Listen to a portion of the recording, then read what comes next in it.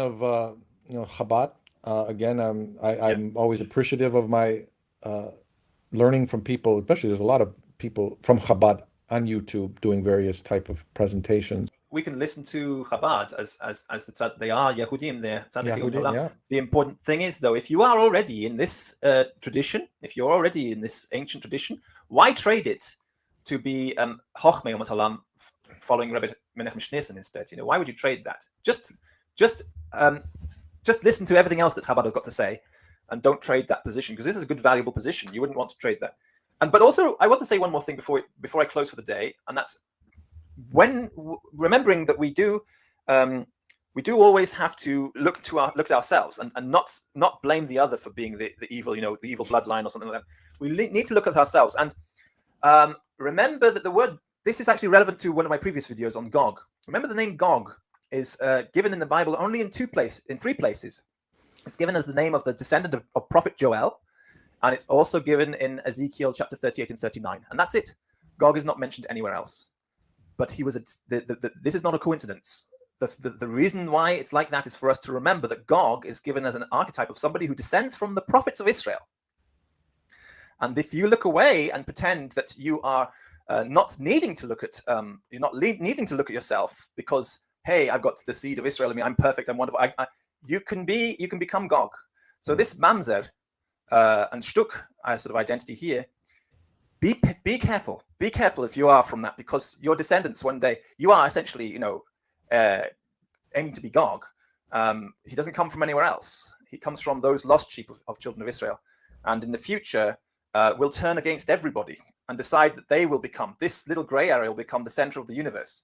So that's why it's really important that we who are in the gray area and in the red area or this orange area at least, have to keep our faithful connection to this beige area here. We who are the Matminim and the Mamzer Shtuk, Toshav, Asuf, Harod, Netin, must keep our connection to the Tzaddik Umat Olam, the Yehudim, because if we lose that and start thinking ourselves here to be the beginning and end of everything, we are the middle ground, everything's great, we're the wonderful ones, then in the end we will create a new supersessionism, which it's in the Bible. So we should be always aware of that possibility, and keep away from supersessionism. Just keep very, very far away from it. Our Messianic Jewish brothers and sisters, stop calling yourself Jews. Just call yourself Matminim. Otherwise, become clean and say I'm a Mamzer. Come clean and say I'm Shtuk. Okay? Because I wanted to hear you say that. I wanted to hear you say that. You wanted to hear me say that? Yeah, you got to say I'm a Mamzer. There's nothing wrong with it. I'm Shtuk. There's nothing wrong with it. I'm not even going to call myself anything to do with Yehudi anymore. I'm a Matmin, and there's nothing wrong with that. I'm Toshav, I'm Asuf, I'm Harod, I'm Netin. Stop calling yourselves Yehudim if you are not recognized by the rabbinical authorities. Stop it. Because that is Gog. That's where it's going. That's Gog. And those of you who are not even category Mamzer nor Shtuk, those of you who decide, well, I've got a Jewish ancestor on my paternal line, I must be a Jew, even though nothing in the Judaism recognizes me as a Jew, and I should be considered at the very least a Matminim if I believe in Judaism.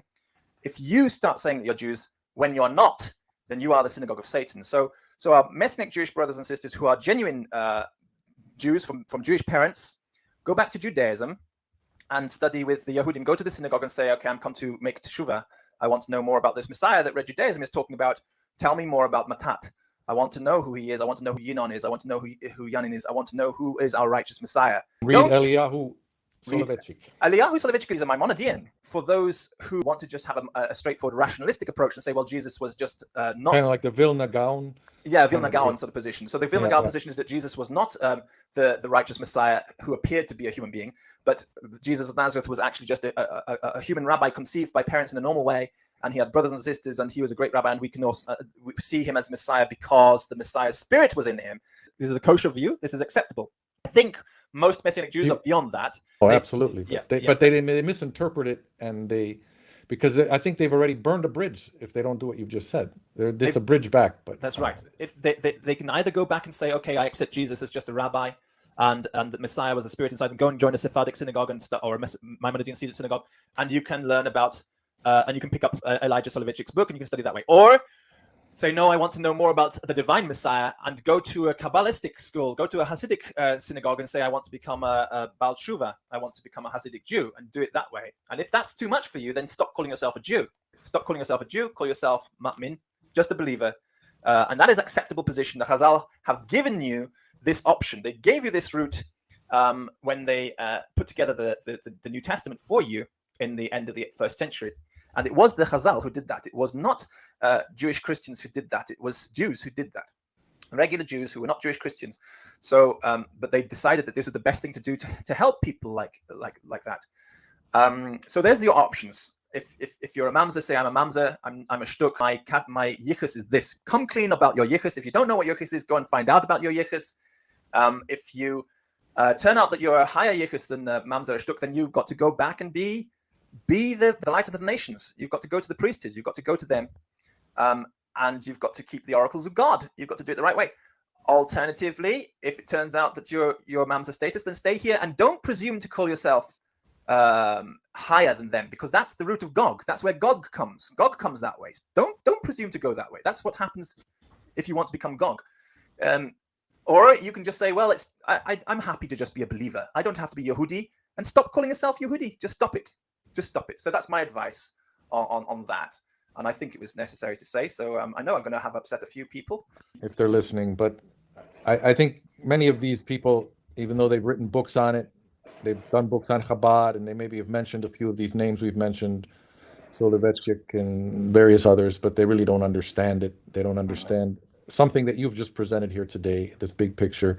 Of course, they're going to poo-poo it and say it's mysticism, it's reincarnation, it's... Gilgul is another discussion. I mean, really, it's a huge thing. Well, those are the things that trigger people, and that without understanding something like this, you can't even start that conversation. I think what I'll get is people say, well, there's not a single book which says that. And that's true. There's not a single book which says that. You have to browse through hundreds of books to be able to get this worldview.